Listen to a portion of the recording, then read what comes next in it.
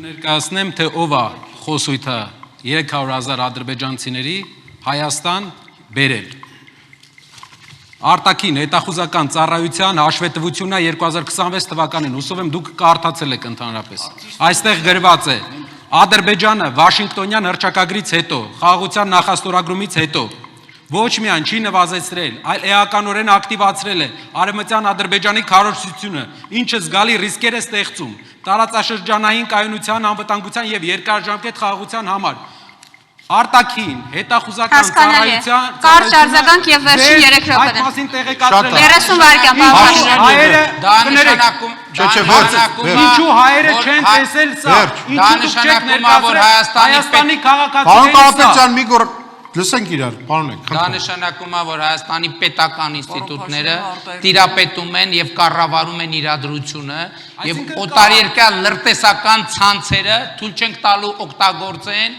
Հայաստանի Հանրապետությունը որպես ադրբեջանական խոսույթների տարածման պլացդարմ եւ հանրապետության հրապարակը նույնպես եւ Հայաստանի ժողովուրդը պետք է արձագանքի։ Մի վայրկյան հիմա պարոն Պետրոսյանի հարցիրավունքն է, պարոն Բաղդասարյան, հենց հիմա ձեզ եմ անդրադառնում, տեսեք, երբ որ մարդուն հարց են տալիս, պետք է պատասխանի։ Ինչքան շատ եք հարց տալիս, այնքան շատ է Նիկոլ Փաշինյանը։ Պարոնեք, հարցեր տվեք պարոն Բաղդասարյանին։ Խնդրում ենք ձեզ։ Գուրգեն Պարոն Սուրեն Պետրոսյան։ Պարոն Ղազարյան։ Հիմա Սուրեն Պետրոսյանի հարցը։ Պարոն Բաղդասարյան, չենք քննարկում ձեզ հնարավորինս հասկանալի բացատրեցին։ Խնդրեմ, պարոն Պետրոսյան։